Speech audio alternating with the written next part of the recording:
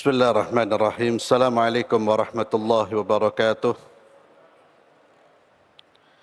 إن الحمد لله نحمده ونستعينه ونستغفره ونعوذ بالله من شرور أنفسنا ومن سيئات أعمالنا. من يهده الله فلا مضل له ومن يضلل فلا هادي له. وأشهد أن لا إله إلا الله وحده لا شريك له. وأشهد أن محمدًا عبده ورسوله لا نبي بعده. وبعد. إخواني وأخواتي في الله أعزنا الله وإياكم. Kelanjutan dari apa yang kita bahas pada pertemuan yang lalu terkait dengan lewatnya seluruh manusia di atas jembatan yang berada melewati jembatan yang berada di atas Jahannam. Dan ini satu peristiwa yang akan dialami oleh setiap manusia, semua manusia, termasuk para rasul dan para anbiya. Mereka akan melewati jembatan tersebut. Dan lewat di atas jembatan itulah maksud dari firman Allah Subhanahu wa taala di dalam surat Maryam ayat yang ke-71. Di mana Allah Subhanahu wa taala menyebutkan bahwa Allah Subhanahu wa taala menyebutkan bahwa tidak ada seorang pun dari kalian melainkan pasti mendatanginya. Maka maksud dari tidak ada seorang pun dari kalian pasti mendatangi Jahannam, yakni mendatangi jembatan yang berada di atas Jahannam. Dan ini penafsiran yang lebih kuat insyaallah, karena sebagian ulama menafsirkan mendatangi Jahannam itu betul-betul masuk. Tapi bagi orang-orang muslim mukmin, ketika dia masuk ke Jahannam, Allah padamkan apinya. Ya. Ini penafsiran yang kedua. Penafsiran yang pertama yang dimaksud mendatangi Jahannam itu bukan masuk tapi melewati. Setiap orang pasti.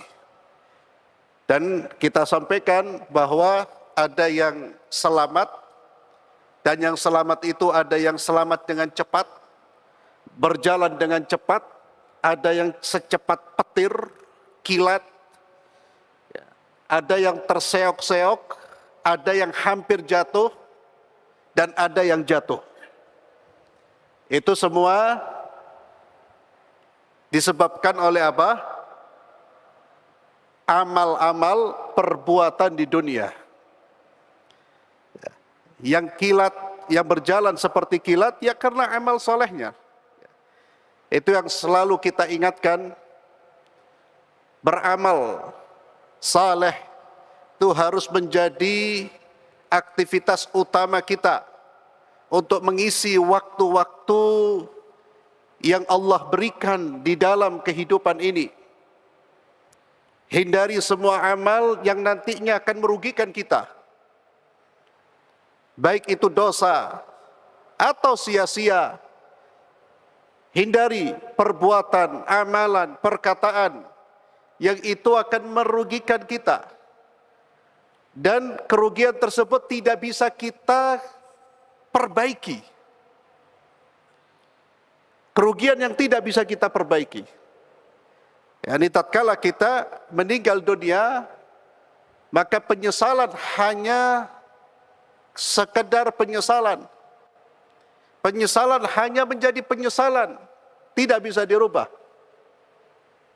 Kenapa dulu saya melakukan ini? Kenapa dulu saya melakukan itu? Kenapa saya tidak melakukan ini? Menyesal, tapi penyesalan itu tidak berubah apa-apa. Lebih baik menyesal sekarang. Karena Allah masih memberi kesempatan penyesalan kita hari ini bisa merubah merubah masa kelam kita, merubah masa lalu kita, menyesal dan bertaubat, Allah hapus seluruh keburukan-keburukan yang kita lakukan pada masa lalu. Ya. Karena perjalanan ikhwani fillah, perjalanan kita setelah kematian itu sangat panjang dan sangat berat. Kehidupan yang sangat panjang. Maka jangan disia-siakan. Jangan disia-siakan kehidupan di dunia ini sehingga kita sengsara, terseok-seok, menderita, menangis dalam kehidupan di alam barzakh sampai ke dalam kehidupan di akhirat kelak. Kemudian ikhwani fillah, ada hadis Nabi Muhammad sallallahu alaihi wasallam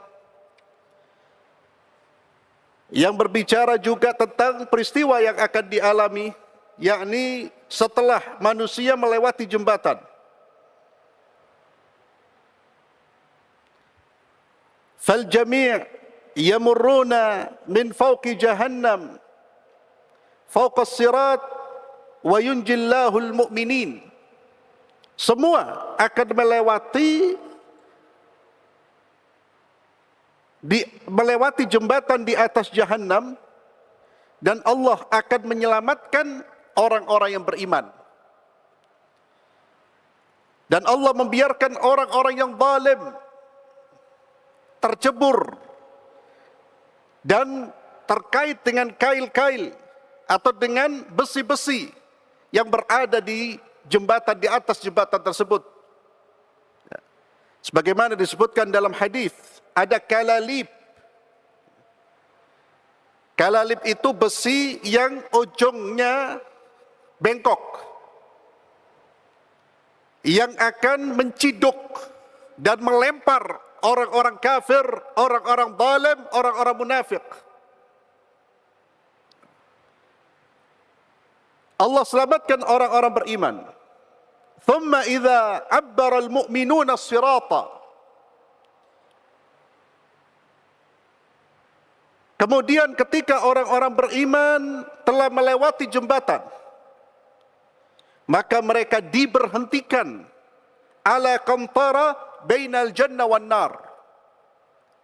Diberhentikan di atas jembatan di antara syurga dan neraka. Ini beda setelah melewati sirat, melewati jalan panjang atau jembatan itu. Ada tempat lagi mereka diberhentikan. Siapa yang diberhentikan? Orang-orang beriman.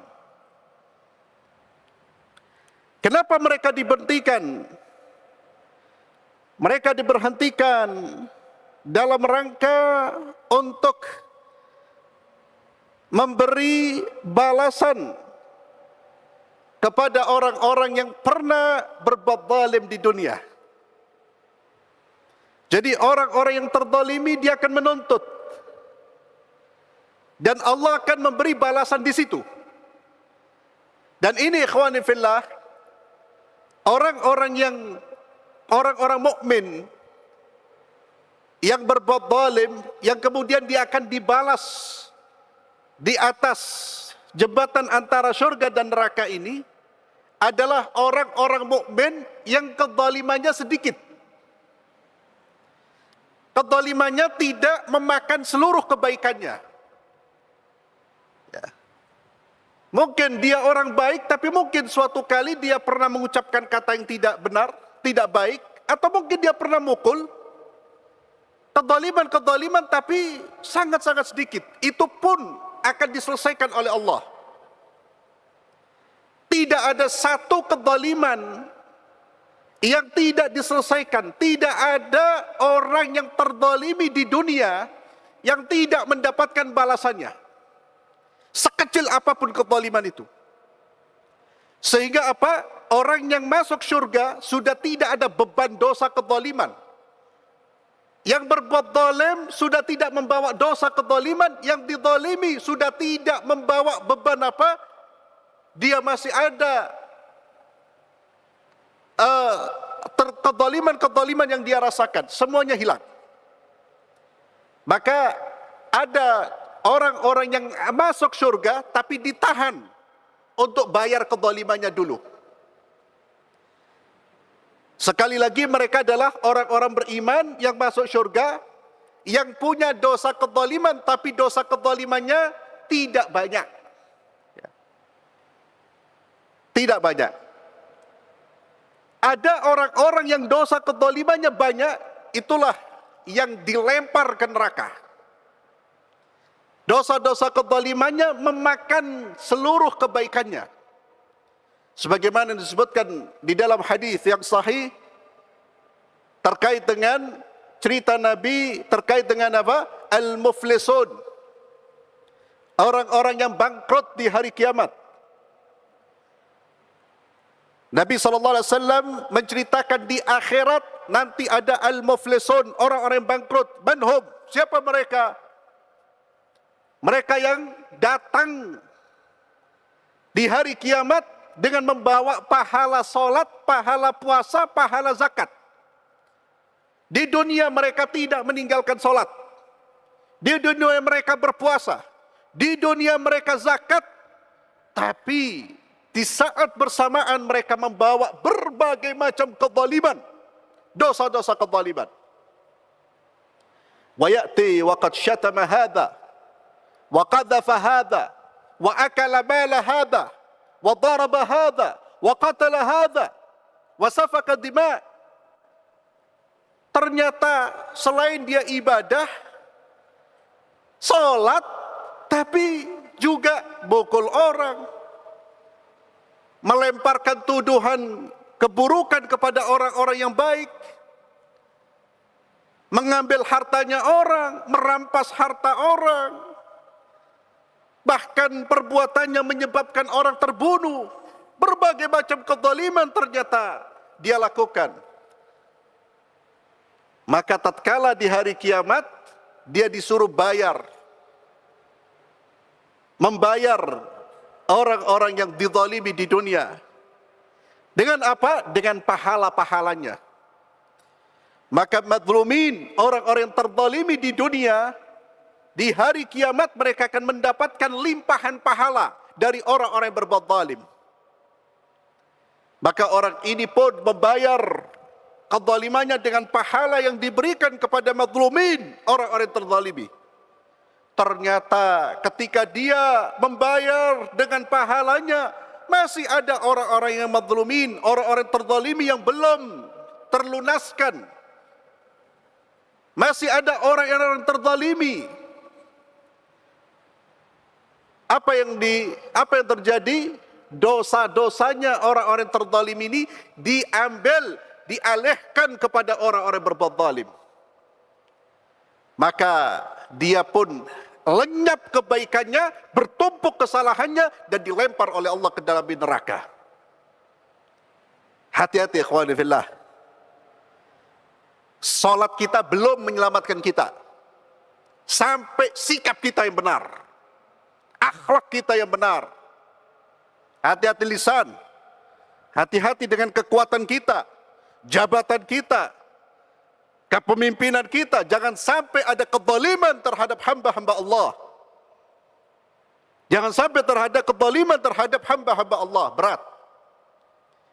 Untung kalau pernah berbuat zalim, tapi kezaliman yang zalim, tetap zalim. Tapi kezalimannya tidak sampai membakar, menghapus amal-amal kebaikannya.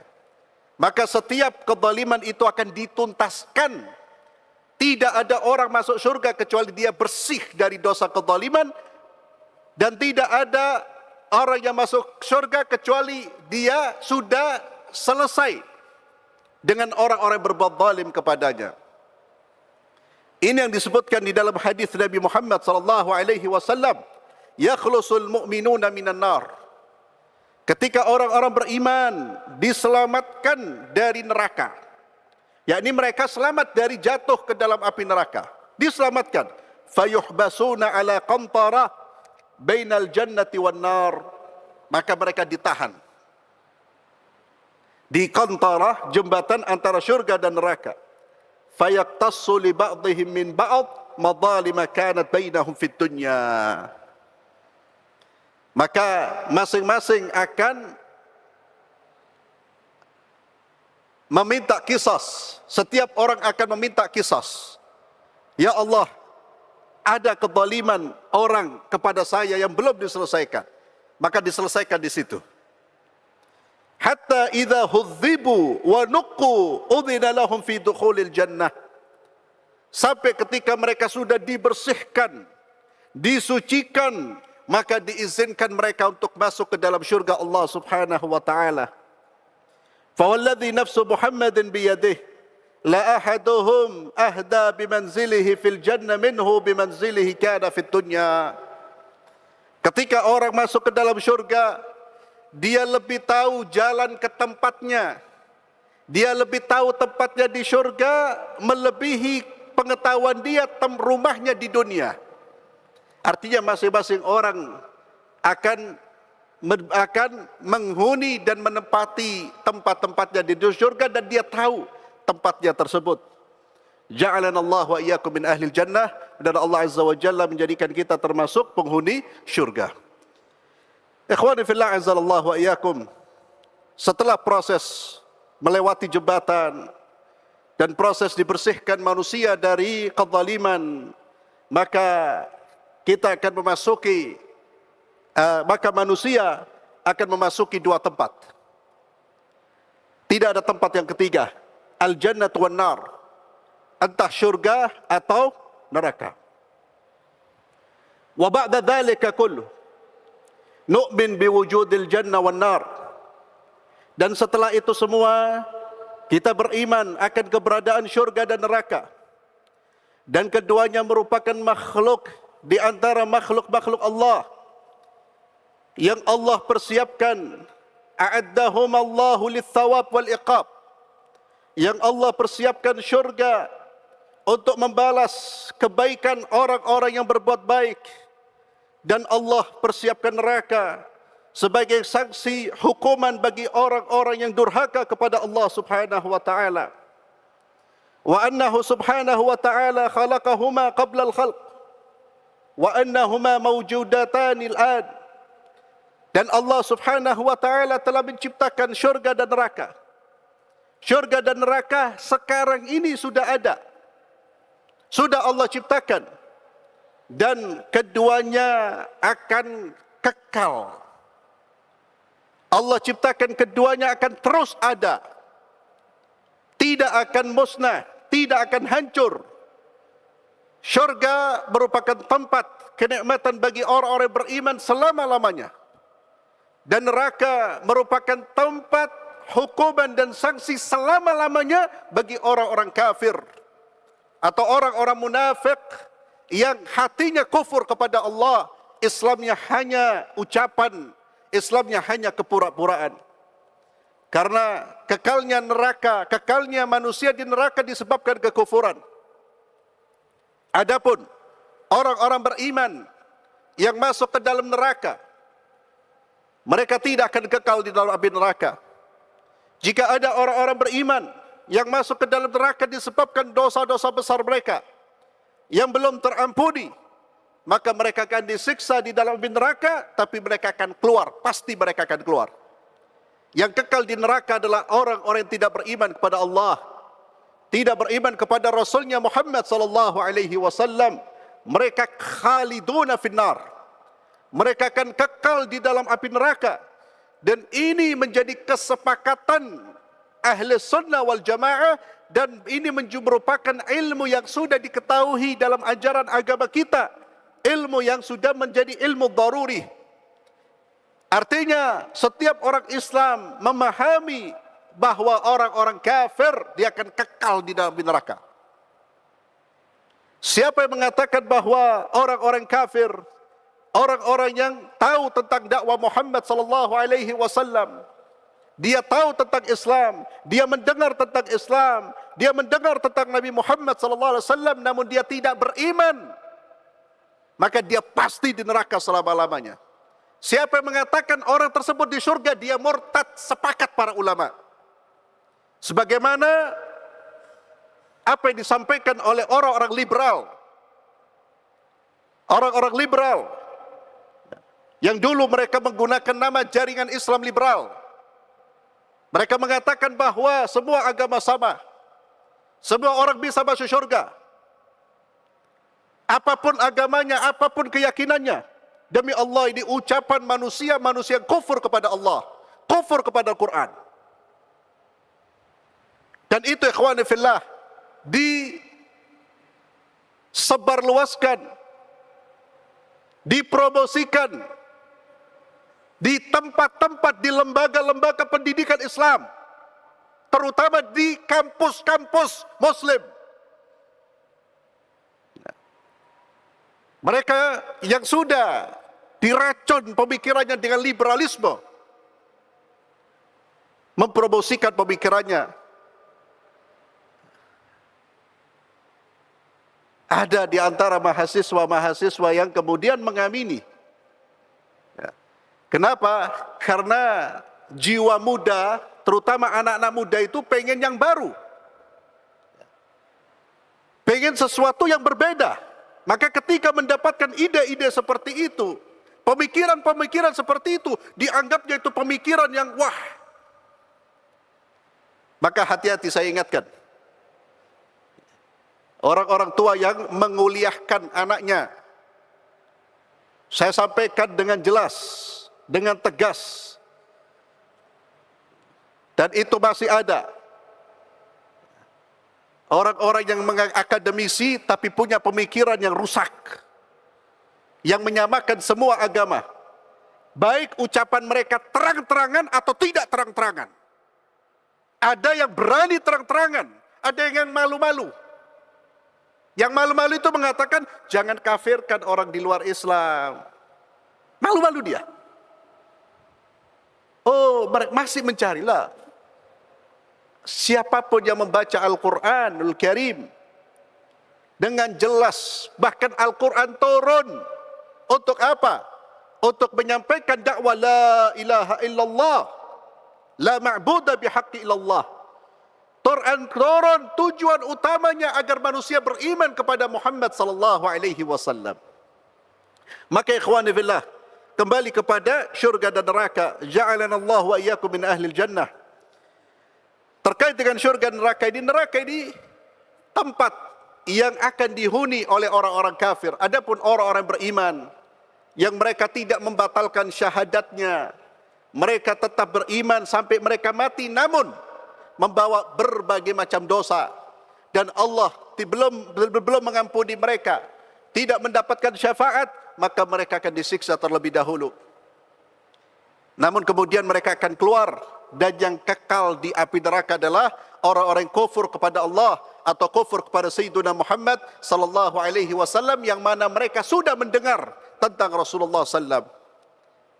Adapun yang tidak mendengar, yang belum mendengar, itu merupakan orang-orang yang nanti Allah putuskan.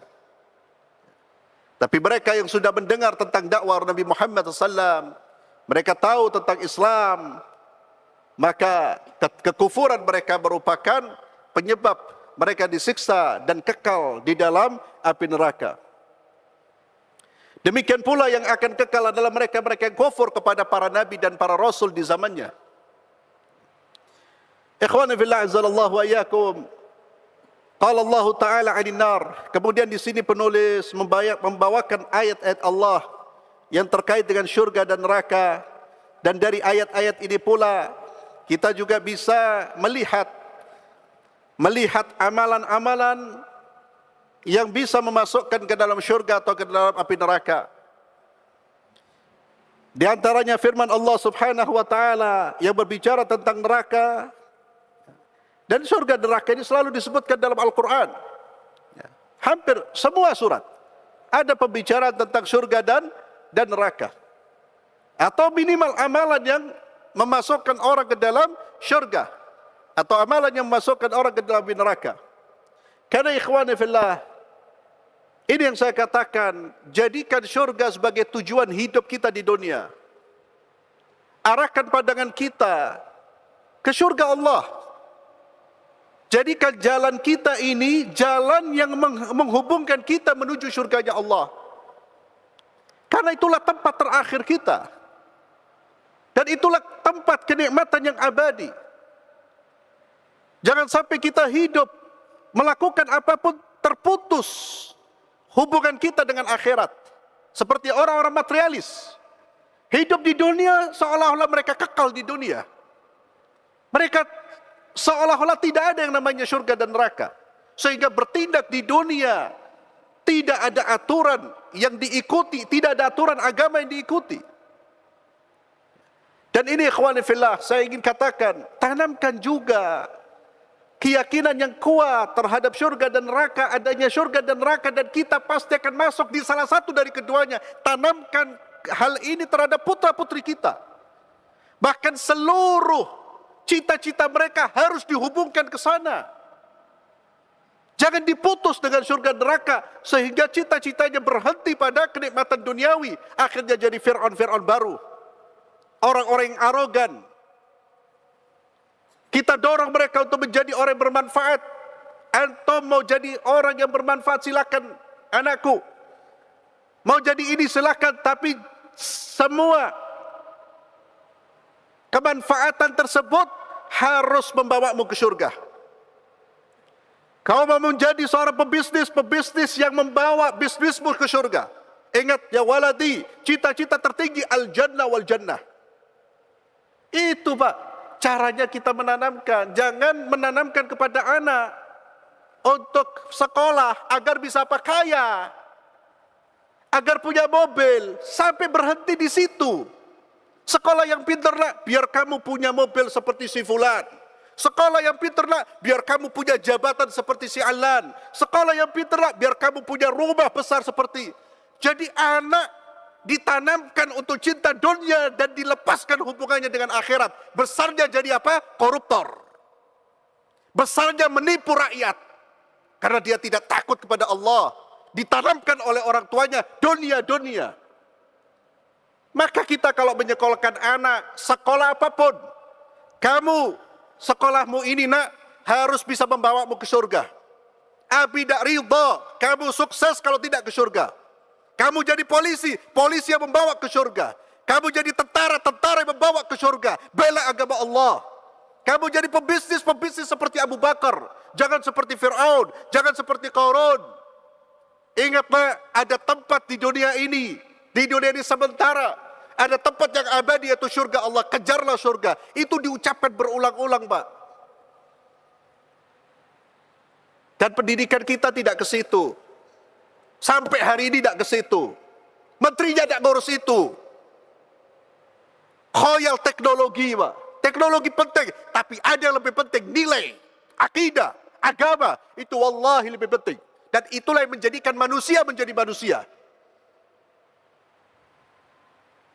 Kita tidak melihat nilai-nilai akidah betul-betul dikuatkan. Maka itu tugas orang tua, tugas masjid. Kalau mengharapkan yang di atas lah, tugas kita bersama. Namun tetap kita dorong. Mudah-mudahan kurikulum di negara kita ini menjadi kurikulum yang membangun karakter.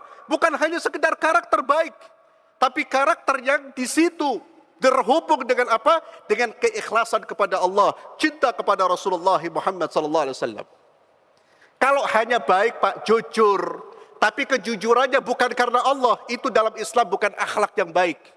Belum dikatakan berkarakter. Orang dikatakan berkarakter, dia jujur ketika kejujurannya. Kenapa? Karena Allah. Dan itu tugas kita semua. Maka surga dan neraka ini perlu terus diingatkan, Pak. Diingatkan.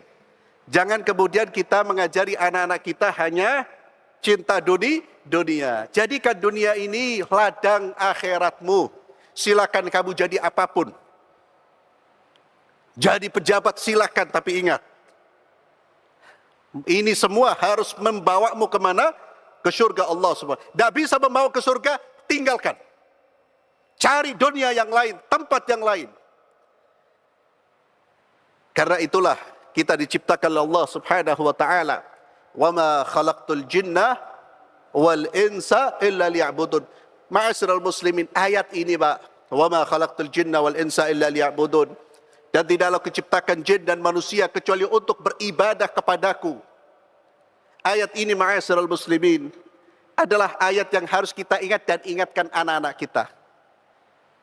Ya waladi, anakku, putriku, kita diciptakan oleh Allah untuk beribadah kepada Allah, mengabdi kepada Allah. Dunia ini Allah ciptakan bukan untuk menjadi tujuan. Allah ciptakan untuk menjadi sarana kita beribadah kepada Allah.